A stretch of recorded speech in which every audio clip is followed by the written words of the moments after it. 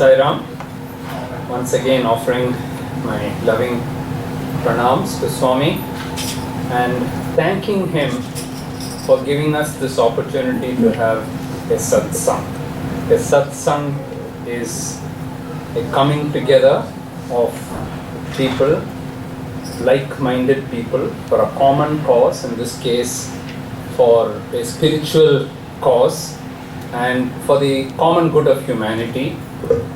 So whenever such a session takes place, Swami has assured us umpteen number of times that he will be present. So with that conviction that Swami will be present, and as Mr. Jack just said, whatever questions that you ask will be Swami prompting you to ask, and whatever answers are given by me, let Swami, you answer it through me. So on that note, we'll open it up. You can ask anything. You want to ask about diabetes also, you can ask him. Since I'm there, you can ask about anything, but I prefer questions more or spiritual. Yes, madam. Thank you, Dr. Mohan. You talked about the faith, strong faith, in the Faith. as on Swami, not physical form, but the spirit and the bliss we experienced. I am asking, it is really very easy to erase that faith in half a second, split of the moment. Mind is so fragile. That's happening to human. At the same time, developing the faith with strong footing, spontaneously, with love, that is very hard. What is your comment on I couldn't agree more, and that is the reason why I said we should keep on praying to increase our faith. Let me tell you an example of exactly what you said.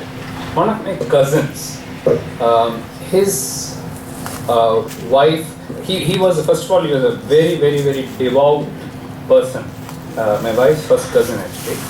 Very, very, very devout. And you know Shabarimala, Ayyappa. So he had gone for like 30 years to Shabarimala. He was a naval officer, and he would come down from Mumbai where he lived, join the group, and then you have to, for those of you who don't know this Shabarimala thing, you have to do penance for 40 days, and you have to complete abstinence from everything, and then you wear simple robes, and then you walk barefoot, and then you go up this hill, and there, we call it as kallum mullum kalikku mettai, we say it in Tamil. All the rocks and the stones that you poke, which give you pain, is also part of your offering to God. So you walk barefoot, and so on. It's a very, I've done it also 18, 20 years. I also 18 years, I think I was done it. This man had done it much more. And then his wife and my wife, about the same time, they both developed cancer, the same cancer. Unfortunately for him, she did not live very long. So she lived only 2-3 years. The breast cancer, which normally should have lived much longer, but unfortunately she died within 2-3 years. And the moment she died, and she was a devotee of Swami actually. This man was more Ayyappa and so on, but this lady was a devotee of Swami. But she unfortunately didn't survive. She got it young, and she within 3 years she was dead. The moment she died, he said, finished. I'm not going to go, I don't believe in God, I don't believe in any power, I've been worshipping God for 30 years, and this is what God has done to me. And so, finished. No God, I'm an atheist. Okay? Now, I tried, after his initial grief and after his initial thing was over, about a year or so later, I tried talking to him and saying that, but he was adamant. He said no. So after a couple of years after that, now luckily slowly, after many years, slowly his faith has come back. But at that time, after a few years, I tried reasoning with him, and I said, suppose somebody else's wife had cancer, so you have no issues with it. It's only when your wife gets it that you have a problem. Yes. Because I have been praying. And so when I pray, nothing should happen to my friend. I said, it doesn't work that way. And I said, if you look at the, I call them, God in human form, or masters, or saints, or you call them whatever you want. Our human brain cannot go beyond a certain point. Who are we to judge who is God and who is not, and who is? But if you take the masters who have come over the years, they've all had their sufferings, and they have taken on the sufferings of others, and that's what we believe. When Jesus Christ was nailed onto the cross, it's not that he could have prevented it with the powers that he had, but he took it on to save the sinners. That's what the Christians believe, and I believe that too. And so that is it. If you take Sri Ramakrishna Paramahamsa, okay, one of the greatest saints who I don't think has done anything wrong ever in his life, he had such a bad cancer of the throat that he could not even swallow water. Now, why should a saint like that suffer that? There's no explanation. Okay?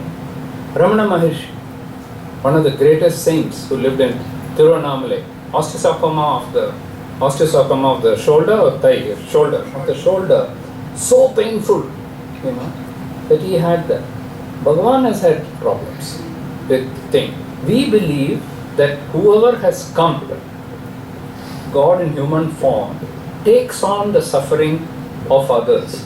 So when they themselves, the very people whom we think are divine, when they themselves have had to undergo suffering, what about us? Poor little dots, little specks of dust we are, You think we will not go through that? And just because we pray, you think nothing will happen to us? It is not so. It happens. When that happens, of course, when we keep praying, we hope that bad things don't happen and only good things happen. And most of the time it is like that. But if you have the faith, then irrespective of what happens, you have the courage to take it, and that courage comes from the person whom you believe in. He also gives you the courage to face it. And that's where the miracles start. So if you read my book, my wife also had cancer. So people have asked me this directly. In meetings like this, people have asked me, you say you're the convener of Satya Sai Trust Tamil Nadu. Now you say that you are a central trust member, non-devotees and some devotees have also asked me, then why did your wife get cancer? Why did Swami not cure her? You should have cured her. Now that's a very selfish thing. If only a trust member's wife he will cure, but he will not cure anyone else, then he is not God, See, each one according to their own is what it is, And we were just talking about the principle that it may be your wife, maybe your child, it may be whoever it is. But we come alone in the world and we go alone in the world. All these relationships are only temporary. We were just talking about it a few minutes back when I entered here. It's like logs of wood. One log is going along one river, one log is going along another river. Somewhere along the line, those two rivers meet and those logs are going together. That is husband and wife and so on. After some time, this log will go that way and that log will go this way. That's it. During that time that you're together, you enjoy it. After that, it's gone. Okay? Life is like that. We come in one form. There is a rebirth theory. We don't know whether it's true or not. We are reborn again. We believe that we are reborn again. Okay? And so the cycle goes on. Above all of us, there is a power. That power decides what is to happen to you. That karma which you are carrying with you can also be changed by faith, by praying. Swami has said, I can lessen your karma. I cannot remove it completely. Sometimes I can. Okay? But whatever it is, he gives us the strength to go through that. That is where the faith comes in. Imagine if, heaven forbid, there was an earthquake now, something happened and the whole building is, shaking. You've got something to hold on to. You've got a pillar or something to hold on to. That you can hold on to. If that is not there, you're also swept away. When you have faith, when your whole life is shaken, you still hold on. Like holding on to a rock. You hold on to that power, to that faith, and that takes you through. that crisis. If you don't have that, what are you going to hold on to? You just crash. Completely you crash. Okay. So faith, that is why, and that faith cannot come. I cannot go to the supermarket and say, give me 2 ounces of faith, please. I want to take an injection of faith. You can't do that. I hope it is so easy. You can't do that. That faith, where does it come from? It comes from prayer only. So if you keep praying, give me the faith, give me the faith, give me the faith, that faith will come to you automatically. It will get deposited in your spiritual bank, as Swami says. The good deeds that we do, the prayers that we do, gets deposited in our spiritual bank. And one day, when needed, it will come.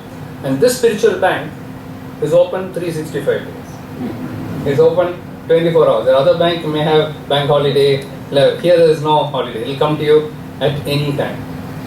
We are not praying with that purpose. We are not praying, get some more in my spiritual bank. We just keep praying and it happens automatically. Next question. How do we stay focused with finding that spirituality within us with so many distractions around us? Everywhere we turn around, there's material distractions, there's external other gurus and teachers, whatever. How do we stay focused with finding the answers? Because I know in silence I find it, and when I come here I find it, and then when you leave here, then there's distractions. I'll answer it in 3 parts. The first, Swami himself has said that you all come to Puttaparthi and then you get your batteries recharged, and while you are in Puttaparthi you will get that feeling, that you are in a different world. You are in heaven when you are in Puttaparthi. I feel it all the time. And that's why from here, instead of Charya will be reaching a little earlier, but I'm praying to Swami that my flight lands in time, because only if it lands in time then I can immediately take another flight to Puttaparthi and get there for Guru Purnima. So I've already committed to be there in Guru Purnima. So he has to take me through all that route and reach me safely to Guru Purnima. So every time you go to Puttaparthi, you get your batteries completely recharged. I'm not saying Puttaparthi is the only place, don't get me wrong. There are many other places also where people might find the same thing. But for me, for you, for us, it is Puttaparthi. So we go there and then we get completely charged. And Swami says, the moment you step out and get into that bus, many people get bus to go to Bangalore, it's all gone. In 2 minutes it is gone. Okay? Because immediately you're back to the material world that you talked about. So we cannot escape the material world. The answer is not to go and sit in the Himalayas and do nothing. It's a total waste of time. I'm not saying it's a total waste of time as far as spirituality is concerned. You may develop so much more, but you can do so much more living here, in your own place, than living in the Himalayas. How many people are going to benefit by living in the Himalayas? Nobody, except that you have a little more spiritual meditation and you can do it here also. Whereas here, Swami says, hands that help are holier than lips that pray. So if you're going to sit and pray in the Himalayas, you're not helping anyone. Your hands are not helping anyone. So to Swami, this is more important if you're doing your job. So coming to that material thing, I run institutions, because I do some free service and so on. But my institutions are paid institutions. So most of the patients who come to our center, they pay. Okay. So sometimes I get that conflict. Swami is doing everything free. I am a member of that trust. Okay. And on one side, we are trying to continue all those institutions. And then my own institutions I charge. So sometimes this comes as a conflict. It's not a conflict. Because Swami himself has asked me, how many branches you have now? He'll ask me. And I say, Swami, you give me all the branches and you're asking me how many branches I have. Everything is yours. So he knew that I'm running such institution, yet he brought me into the trust. Why? When you see a patient, it is not a question of whether the patient pays for your services or not. Are you doing your best for that patient? Are you doing it honestly? Are you doing it with love? Okay? Are you infusing confidence to that patient? Are you adding that little bit of spiritual touch to that patient? That is what I see is important, not whether he pays money or not. That is immaterial. Okay? There may be places where the treatment is given free in many government hospitals, where they treat you like a piece of dirt. So what do we didn't charge? The love was missing. Okay? So it's not the charging and the not charging. It is the love. So in the same way, you can be an engineer, you can be an architect, you can be a builder, you can be a poet, you can be an artist, you can be anything. When you do that, if you're playing the veena, and that's your life, you're playing the sitar, you're playing the veena, you do it with love. You do it with all your heart. You dedicate it to the master. Before you start the performance, you say, Swami, it's for you. Accept this humble offering. And you are offering your music to Swami. Okay, that's what you are trained in. Okay, if you are trained in that, and that's what you're meant to do, that's your vocation, do it well and dedicate that to the master. You are the doer. I am not the doer. Once that sense of doership goes away and it says you who are doing it, not me, then it really doesn't matter. The last point you had, the third point there about other saints and other things. Let us not for one moment think that there are many paths to spirituality. There are many religions. And for 1 second, as a Sai devotee, we cannot put down any other religion. The Christian faith is such a beautiful faith. I have read the Bible. I know what a beautiful religion that is. Islam, for all that you hear of terrorists and all these things, it's a wonderful religion. Islam means I surrender. It's supposed to be the most peaceful religion. Islam. Buddhism teaches you tolerance, teaches you peace. Okay? Jainism, you take any Sikhism, Jainism, Hinduism, you take any religion, they all teach you the same. Only thing is, the paths may be slightly different. The rules of those religion are made by human beings. And therefore, one will say don't eat meat, one will say eat meat, one will say something else, one will say immaterial. I don't think all those things matter in the end. In the end, it is the final goal. And for that final goal, you can choose different paths. It really doesn't matter. Whatever path appeals to you, you choose that path and you stick to that path. You cannot even have two paths. They'll be contradictory. Can you ride two boats? Suppose there is one boat here and you got another boat here. Both the boats are good. Can you put one leg in one boat and one leg in another boat? You can't. You can only go in one boat, no? So there are two, you choose, okay, I like this one. No, I like that one. Another guy says, no, I like that one. That has extra power in it, so I'll go. This guy says, I don't like that much power. I like in this one. Both are right.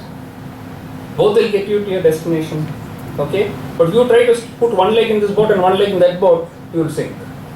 Isn't it? So, whatever your faith is, to us, Swami has called us, He has given us a way. It is also what brought me to this organization.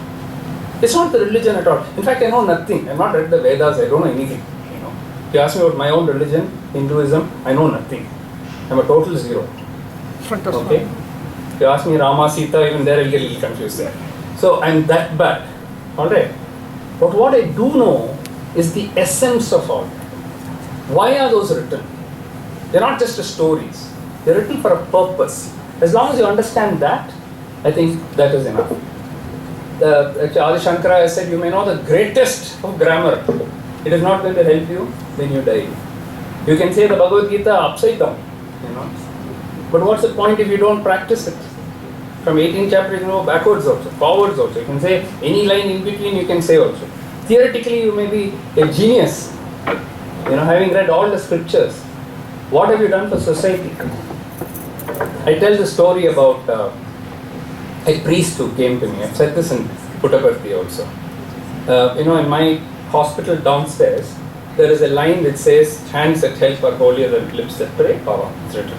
Now that's meant for my staff.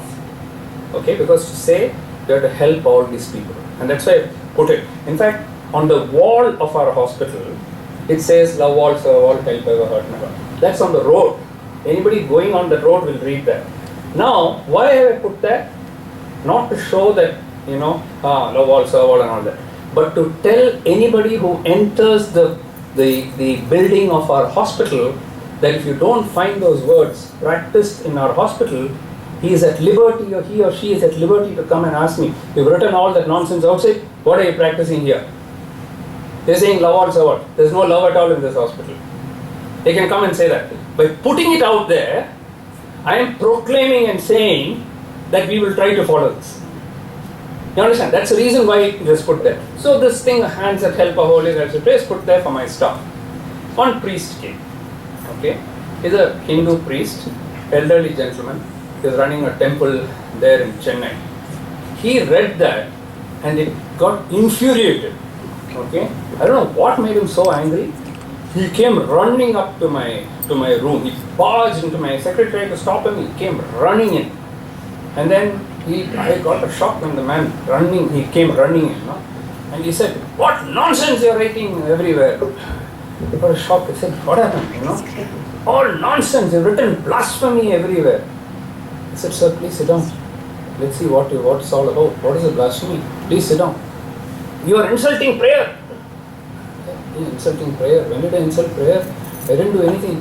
You have written there, hands that help are holier than lips that pray. So you are saying that praying is useless, See, he is running a temple, so his conflict of interest is that nobody will come there. If you say don't pray, they might not go to the temple, probably, I'm just guessing. Anyway, so he was so angry. So I said, sit down, He said, "No, I won't sit down. I'm very angry." I said, "Sir, please sit down." We had a small chat about this, So I made him sit down. And I said, "Number one, you finished your anger all over." And he went on, and after me, he kept quiet. I went on listening to him. Then to the I said, "You finished? Yeah. I can talk now." He said, "Okay." Still I finished, don't interrupt me. I said, "Number one, these are not my words. Okay? Hands that help, holier than lips that pray. At the end of it, you will say, Baba, it is written. Okay? Go straight to Puttaparthi. Okay? Ask him why he said that. Why are you shouting at me? He said it. Go and shout at him now. The way you're asking me. Number one. Number two. I didn't write it in your temple, no? I wrote it in my hospital, no? I have every right to write whatever I want. Okay? Whether you object, don't object, I can do. If I come and put it in your temple, you can say, how dare you write in my temple? I didn't do that. I have every right to, even if it's blasphemy, you close your eyes, why are you seeing that? Who asked you to read it? You ignore it, You think I'm a fool and just ignore it. That's it. Then he kind of quiet. I said, now, let me give you why I have put it like that. Okay. Let us say, heaven forbid, you are going through all the tests, okay? And at one particular moment you felt giddy, fainted, the BP fell or something, and you fell down. Now, that is the precise moment when in our hospital, everybody is praying. Okay? Let's say I've got a prayer time in our hospital. And at that precise moment, when you're falling there, all of us are praying. Now, none of us will get disturbed because it is prayer time. Okay? Or, the moment somebody saw you, we leave our prayer and come running to help you, to save you. Which is more important? That is correct. That's what he meant. When in such a situation, he never said, and I said, mark the words, holier. I think that's also holy. Prayer is also holy. But this is holier because you're giving up that for this. So in the Lord's eyes, that becomes more important. Now you got it. Sorry, sir. I said, fourthly, after all this, you're a priest. You shouldn't be getting excited. Okay? You should be teaching peace to everyone.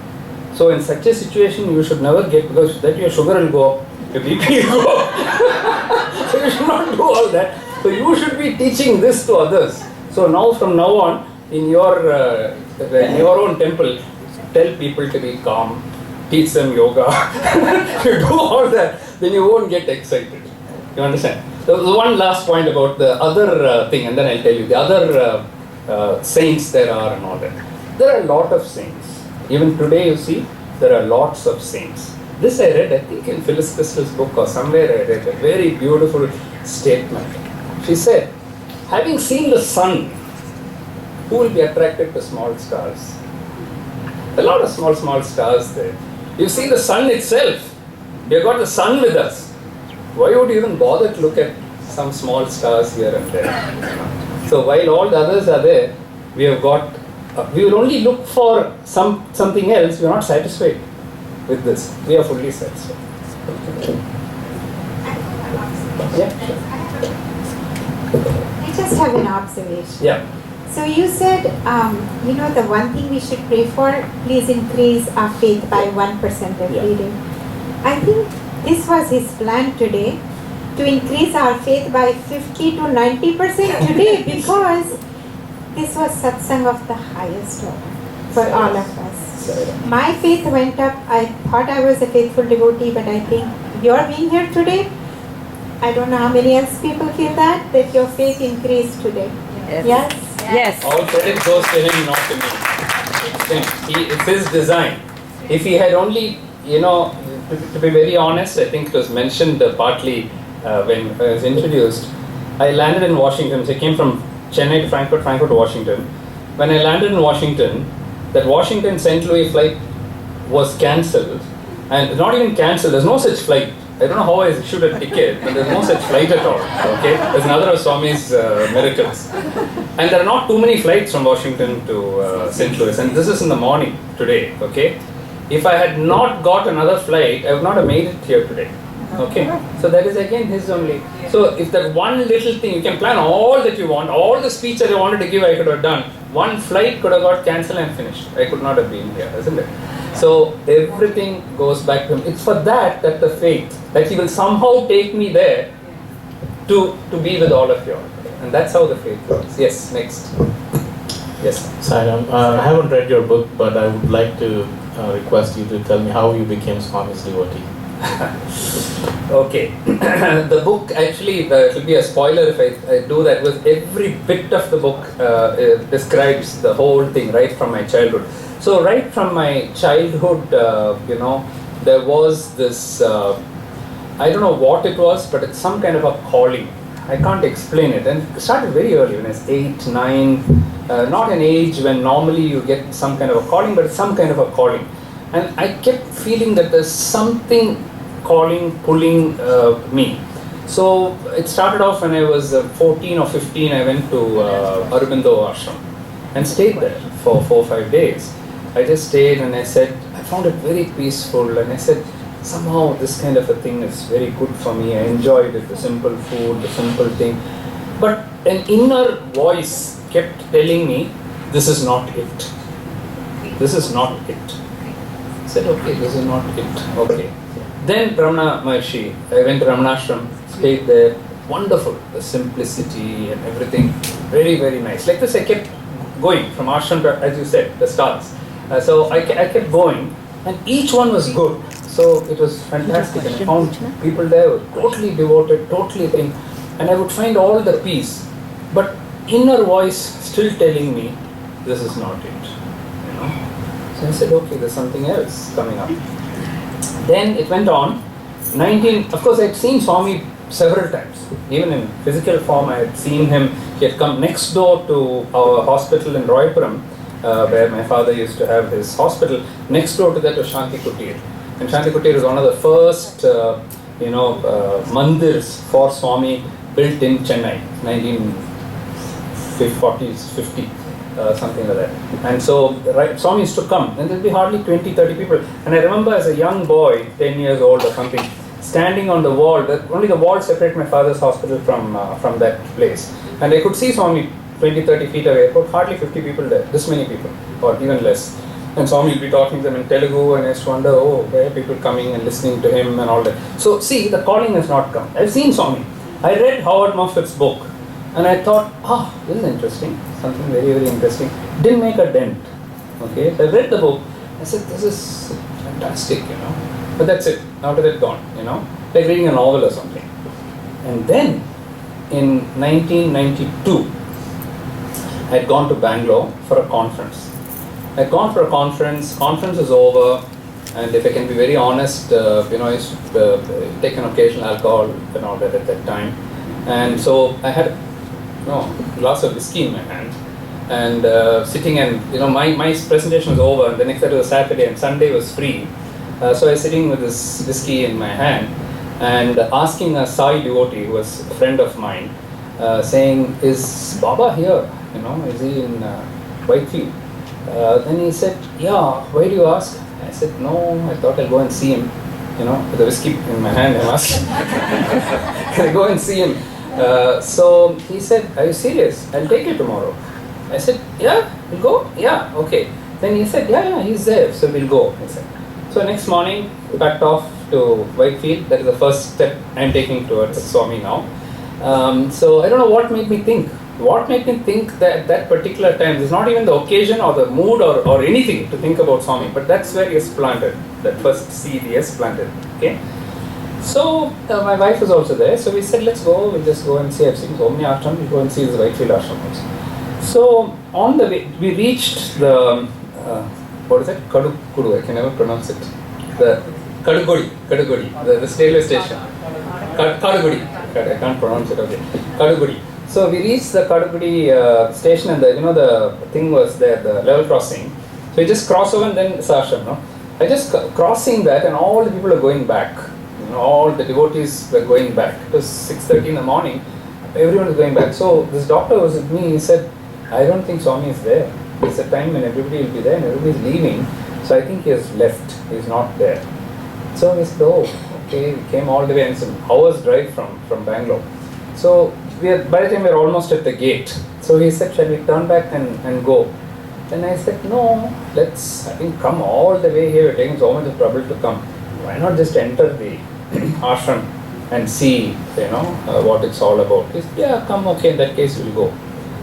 I just took that first step into the Whitefield ashram.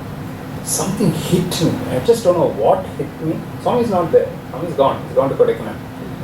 And something hit me, and that voice which had told me this is not it, told me this is it. This is it. So I told my wife and the doctor, this is it. They said, what is it? I said, this is it. I've been waiting for this all my life. This is it. He said, he was so surprised. He said, you've hardly stepped in. What have you seen? You're not seeing anything. I said, I don't need to see anything. It's done. I know. This is my life. This is what I've been waiting for all my life. He was still not convinced. He said, you didn't even see Swami. I said, I don't need to see Swami. I don't need to see Swami. I can feel him. I can feel him. And I know that this is what I've been waiting for all my life. From now on, there's no looking back. Straight I went to the bookstore there. First of all, I went and prayed. Then went to the bookstore there. Bought the same Man of Miracles. Read it. It transformed me completely. I had read that same book a few years ago. It didn't have a single impact on me. This time when I read it, I said, this is amazing. What all is written in that? This is simply amazing. And I said, from now on, this is going to be my... So it is a turning point. So it's like love at first sight. It kind of happens instantly, So that was how it happened to me. I can't explain it. How else can it happen but Swami's grace, And it made me wait. Why he made me wait so long? I don't know. Why he kept saying this is not it all the time? I don't know. I have no answers for anything. But that was how I took my first step to Swami. Next.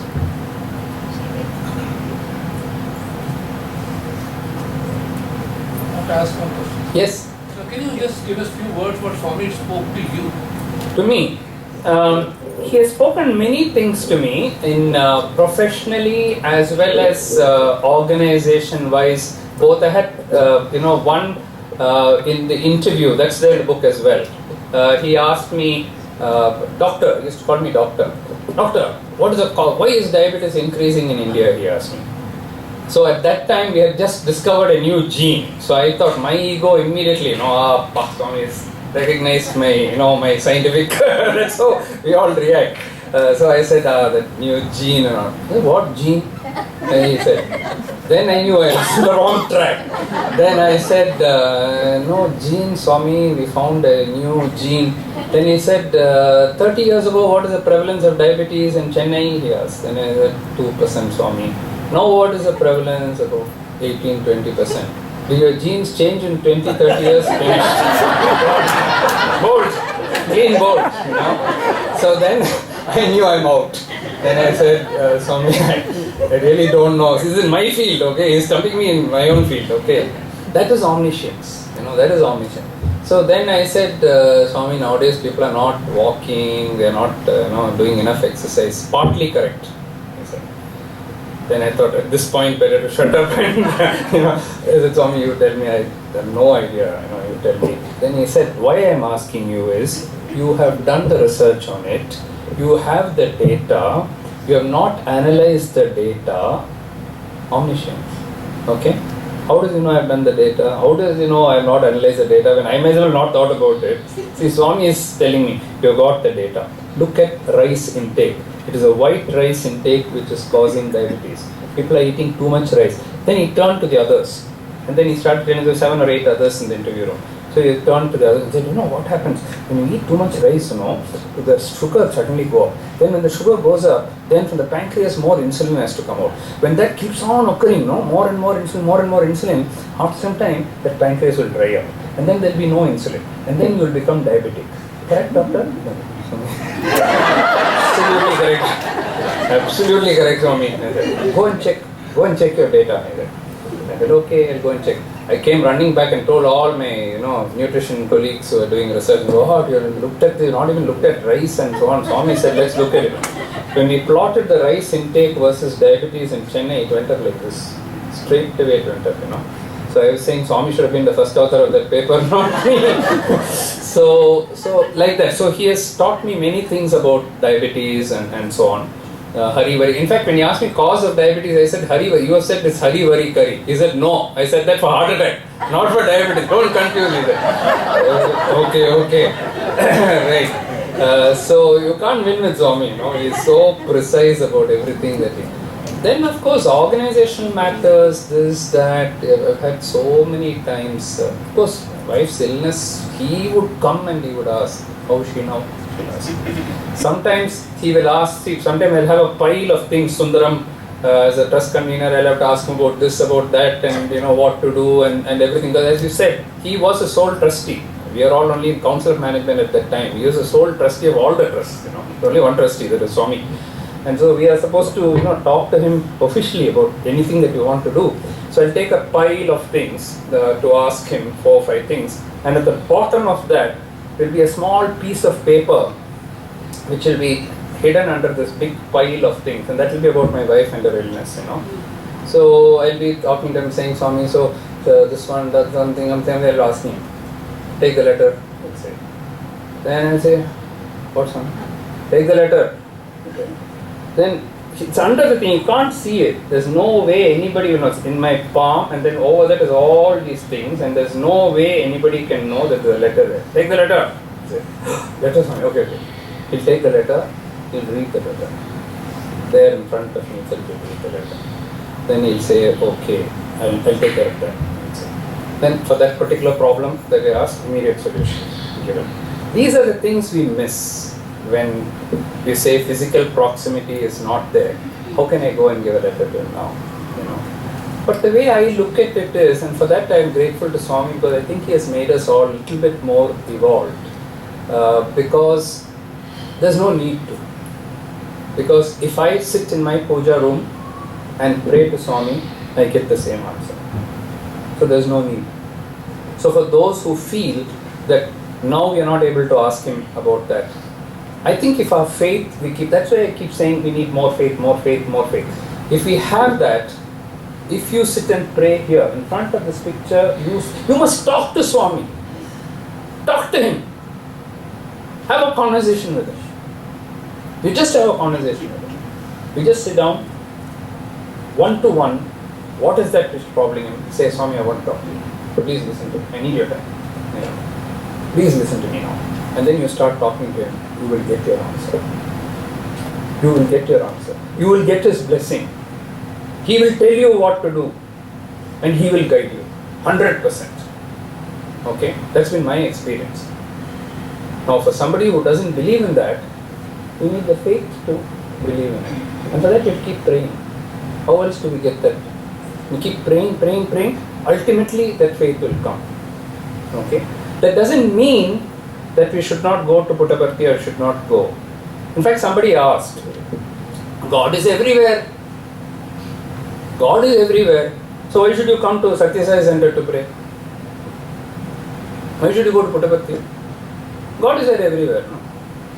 Yes, God is there everywhere. Air is also there everywhere.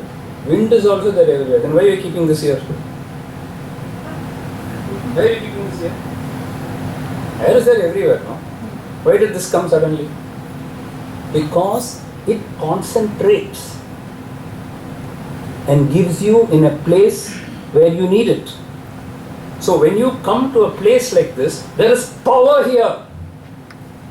There is spiritual power here of all of us joining together, which you will not get in a single place. You will get that much. But when you come like this, it's the power of all of us praying together. That's the vibration. That's the power that you feel. That you multiply by 1,000, 1,000,000 times, and you'll get it in Puttaparthi. Because he himself is there.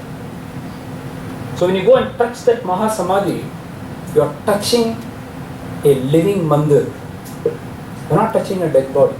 The Swami does no body. He never needed a body. Somebody asked him, it was his slopa, somebody asked him, where were you between the Krishna avatar and the Shirdi Baba avatar? During that time, where were you? He said, I was always there. You people didn't see me. When I came as Krishna, you saw me there. When I came as Shirdi Baba, you saw me there. When I came as Satya Sai Baba, you saw me there. I was there all along. Sometimes I reveal myself, sometimes I don't reveal myself. It is all whether you believe I am there all the time or not. I never go anywhere. Sometimes I take a form, sometimes I throw away my form, but I am there everywhere. And the Father and the Son and the Holy Spirit. What is the Holy Spirit? Father is there in heaven. The Son came down to earth. But the Holy Spirit, the Holy Ghost is always there. Holy Ghost doesn't go away anywhere. It is there always. It's that Holy Ghost to which we are praying now. The formless form.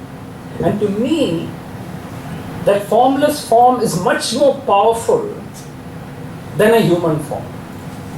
Because when God comes down in human form, He has to limit Himself.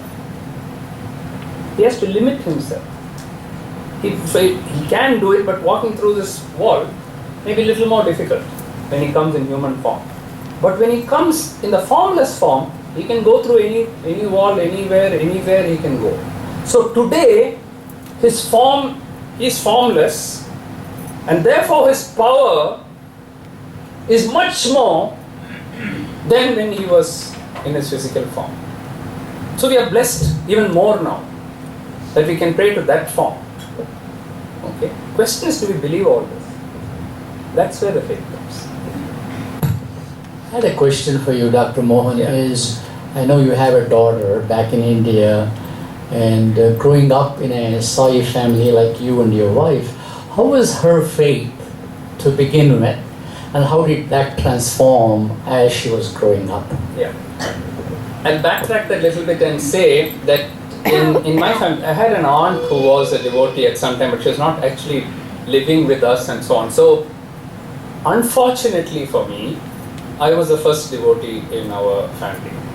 And therefore, I missed all those golden years before 1992 when I took that first step to Whitefield.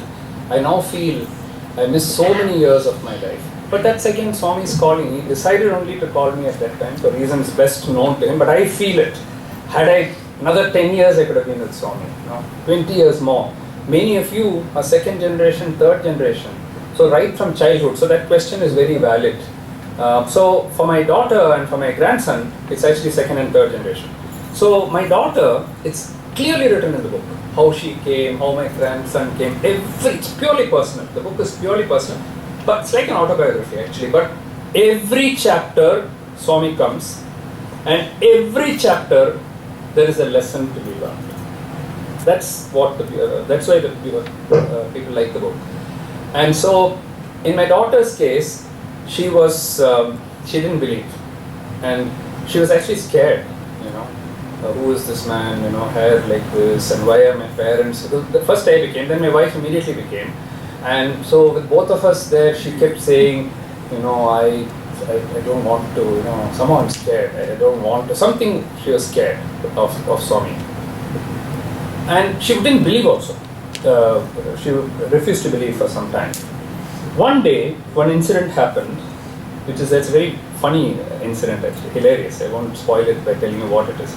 But when you laugh if you read it. But it was something, for a child, when she was a child, it was a big thing for her. So I told her, okay, if this particular incident happens, will you believe? She said, it's impossible, it will not happen. I said, if it happens, will you believe? She said, yes. Okay. Then I told her, then it will happen. Okay. And from then on, I started praying to Swami, promise me, please make it happen now. Because now I am at stake, you're at stake, all of us are at stake now, and her faith also is at stake now, and so on. It happened. Okay. Very silly thing, but it happened. That was the first turning point. Then, that's again explained in the book. Wherever I go in the world, that's another blessing of Swami. Wherever, Geneva, Tokyo, anywhere, and you know how much I travel. I came to US only last month. Went back, coming back. Again, September I'm going to Toronto. I keep traveling. I just went to Paris last week. But that's the kind of travel I do. Every single place, on almost every single day, Swami will come in one form or the other. Can you believe it?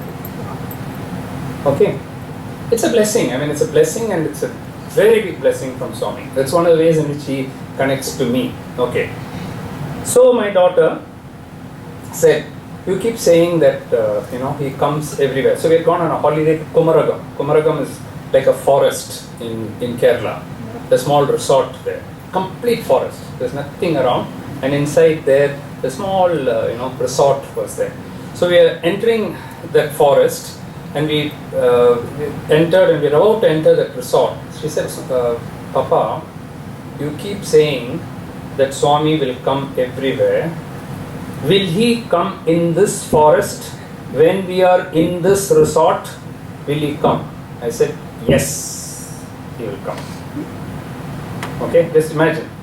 I have no way of saying that. How will I can't, I'm praying to Swami. Okay, I am putting you on thing now. Okay, my faith in you that you will come. Now you better come. In what way you're going to come, I have no idea. It's only a sign. It's not Swami, not physical form. Is not going to come. Any sign, that's all she wants. She says, in this forest, in this resort, will you get a sign? Yes, you will definitely get a sign. She said, okay, in that case, let me see. Then I'll also believe it. That means half faith has already come after the first incident. Okay, we go into the resort, check in. Just checked in. Then it was hot, so we said, let's get into the pool. So both of us got into the pool. Okay, just got into the pool. Must be 15 minutes, 20 minutes after she asked the question. Okay, we are inside the pool. Now, inside the pool, we are both up to there in the water. Okay, there was a waiter walking about there. So I just signaled to him. I said, I'll get an orange juice or something for her. So it was hot. So I said, I'll just get the thing. I just signaled the waiter. Waiter comes. Before he even asks us what we wanted, Sai Ram, he said. Okay. My daughter almost went inside the water. Okay. I was also shocked. So I said, why did you wish me Sai Ram? Because I have only wearing a swimming trunks and I'm inside the water. Okay, now my head is seen. Okay. So I said, and I didn't have the ring even at that time. Okay. I said, Sai Ram, but how did you know? I asked her. Okay. I was wearing, now I wear 3. Okay. That time I wore only 1. This one thing. Can you see it from there? No. If you can see it? No. No. It is difficult, isn't it? To see. Yeah. Now that I'm telling you, maybe you can see. But I'm under the water. Yeah. Okay, this is the only thing I'm wearing. I saw the cheek. See, I saw the cheek inside the water. Okay. Now, imagine it's a 5-star resort. Okay. Is that how a waiter will respond? No. A man who comes to in a 5-star, it's a Taj. So in a Taj, when you call a waiter and just call him, does he come and start talking about Sai Ram and think the first thing? Say, yeah, what do you want? Later on, after you get to know him, he may say this, Then he doesn't even then doesn't stop. He said, Sai Ram. So I said, how did you know? He said, I saw that. Then he says, It's all for my daughter. Okay. He says, we have a samiti here, there, inside the forest. Okay. We have a samiti here. My uncle is the convener of that samiti. We have bhajans here regularly. We are all Sai devotees. Oh my goodness. My daughter sealed. With that I said, inside the forest. Okay, you challenged him. So, if any of you, so people ask, can we challenge Swami? Swami said that in his writings, earlier writings, he said, yes, challenge me. Not once, second time, third time, fourth time, fifth time, 100th time. After that, after you have got convinced, then don't try to experiment on me. Don't try to find out why he did that, how he did. You cannot even understand me. Till you understand me, till you accept me, you keep doing all that. I'm talking to the converted, so I don't need to convince you all about Swami. Having done that, if you have reached that, from then on it's blind faith. And it's that blind faith which made me tell my daughter, you will come. And if you have that faith, you will come. Definitely he will come. So that's why I kept saying that faith is most important. Next. Yes, sir. Dr. Mohan, thank you very much for a very Yeah. thank you very much, for a very inspirational talk. And thank you for coming to St. Louis. And my question is, how do you pray? Because for me it is a ritual. So you get up in the morning, and if you're not able to do every day, you try to do it, just like taking a shower. So in our puja room, we have Rama, Krishna, Shiva, Shri Baba, Sai Baba, and spend a few minutes saying that let me have a good day, peaceful day, and you just fold your hands and you go. So it is not clear to me, I've been doing this for years, that how do you pray so that you don't, then whole day, become a ritual. the whole day, the source of all suffering in this world is your interaction with human beings. You have an interaction with a car, it's not working, you blame the mechanic. So whether your wife, your children, your co-worker, and so when you go through a day and you find and you repeat the next day, I want to have a better day tomorrow. So it's not clear to me that how do you pray to become Okay, that more so spiritual? I'll take your question about the prayer. So yeah, that's one of the dangers, that when you start repetitively praying, it can become a ritual. And it doesn't have the same effect, obviously. If you're obviously, it's not having the same effect. But then it's better than not saying it. So at least that you can do. Now, the way I do it is, the moment I get up in the morning, there is one prayer. Okay? Then before my breakfast, there is one prayer. At least one. Okay? With breakfast, lunch and dinner, there is a Brahmarpanam. So you're still thinking of the Lord and connecting it to Him and offering what we have eaten to Him. Which Shirdi Baba says in Satchitra that you should do it every time. And so that is also done. There is a definite puja time in the evening, 6:37, something like that, where I do the Ashtotram and I do things. Suprabhadam all comes in the morning. And then there's a night prayer before I go. That's why I carry this. Somebody asked me, what is this book you're carrying? This is my own book. This is my own book which I've created, where what all I wanted is in this, my little prayers. So if I'm on a flight, I still pray. I have this with me all the time. So if I'm on a flight, I can pray. If I'm in a hotel, I can pray. Wherever I am, I can pray. So I don't break the routine. So this 4 to 5 times prayer in a day is assured. Now, if you ask me, every time are you able to connect? Certainly not.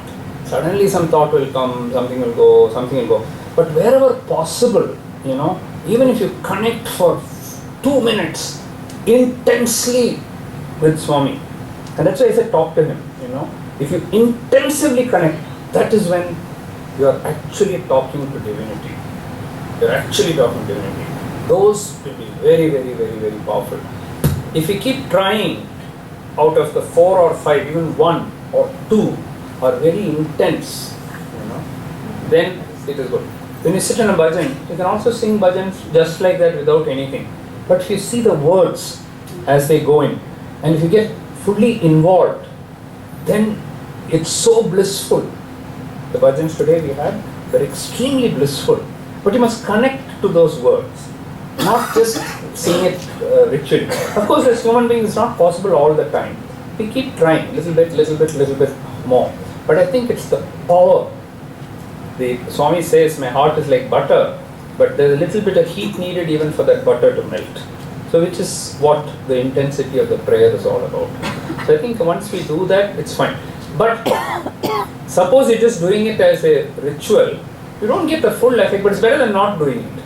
So sometimes, early morning, I say all this routine has to be done, but I'll have to catch a morning flight, 4:30, 4:30 I have to leave, something, I still can't break the routine. So as I'm having a bath, I'll say, it's okay.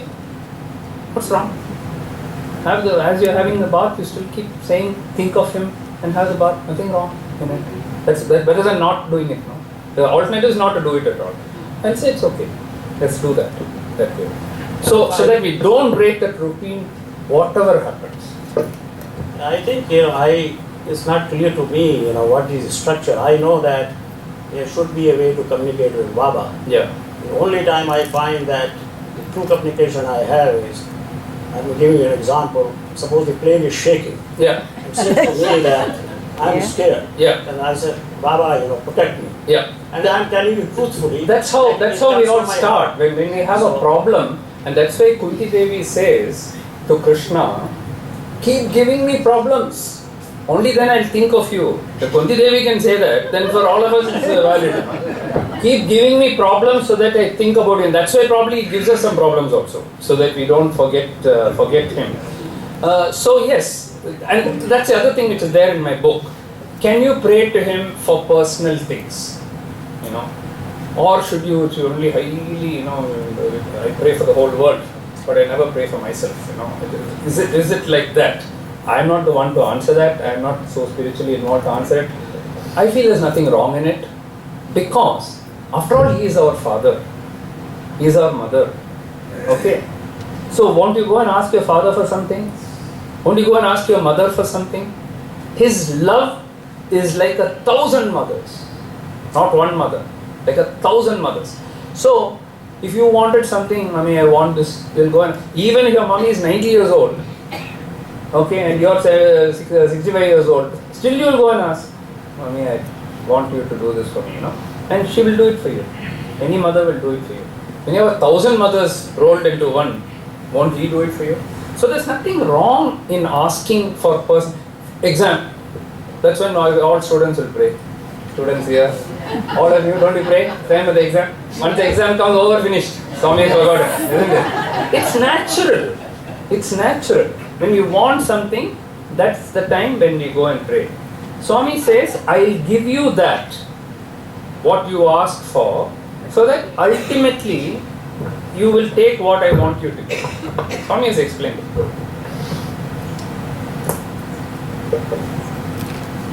Sir, Over? I have one. I think one, Yes. last one there. Yeah. Okay.